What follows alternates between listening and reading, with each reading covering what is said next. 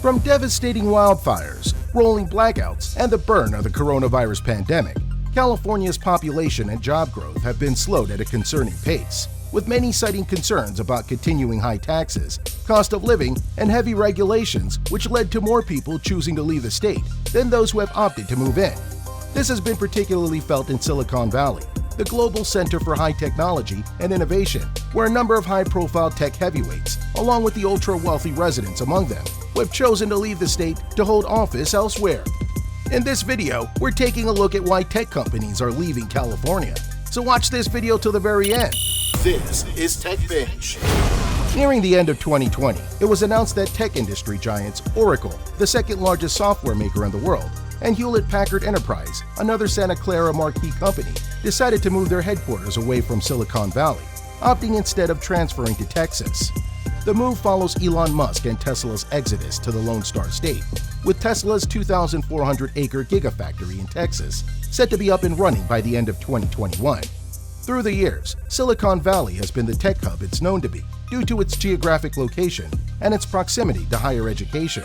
The region is in the southern part of the San Francisco Bay Area in Northern California, with nearby Stanford University, its affiliates and graduates playing a major role in the development of the area. From its military roots in the 1940s to develop workable wireless communication, to the 70s when companies like Apple and Oracle would establish their presence in Silicon Valley, the region has prospered in prominence and in residence, with more companies choosing to call Silicon Valley home. This is the location where you can find Google, Twitter, eBay, among many others being found within miles of each other. The area is now home to many of the world's largest high-tech corporations, including the headquarters of more than 30 businesses in the Fortune 1000, along with thousands of startup companies.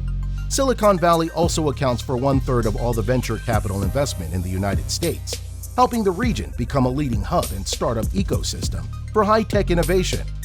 Yet, despite all its prominence and appeal, plenty of companies have found themselves already having left the region or are contemplating on transferring somewhere else. In fact, out of the many startups that have already moved away from Silicon Valley, 12% relocated to Texas, 21% moved to New York, while 21% went to other areas of California. Even Elon Musk's decision to move away from the valley wasn't something that came as a surprise. For months prior to Tesla's announcement of their Texas Gigafactory, Elon Musk had been quite vocal about his growing disdain over California's strict regulations and stunted opportunity for growth, even saying that the state has taken innovators such as himself for granted. Elon said, quote, "California has been winning for a long time, and I think they're taking it for granted. I think we'll see some reduction in the influence of Silicon Valley," end quote. With the apparent decline in relevance that Silicon Valley might be going through, we need to understand just why these companies are opting to move away from the home that has nurtured the country's drive for innovation.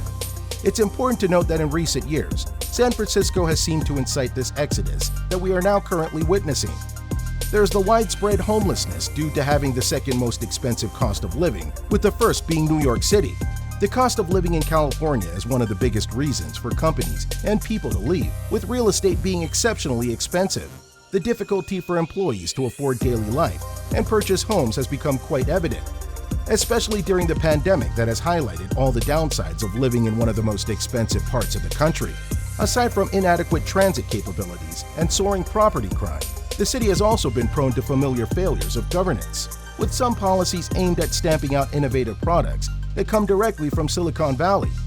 Even as pioneers and new startups have begun to emerge, San Francisco started to undermine and halt home rental services, food delivery apps, ride-hauling firms, electric scooter companies, facial recognition technology, delivery robots, and a lot more, making it harder for these new companies to even want to set up shop in the city. San Francisco even tried to ban corporate cafeterias, a major tech industry perk, on the theory that this would protect local restaurants and provide them more business during the period of the pandemic. The city also created the Office of Emerging Technology that only grants permission to test new products if they're deemed by city officials to provide a net common good. This amount of meddling from the government has provided a lot of friction and hesitation from the companies that have given plenty of revenue through taxation.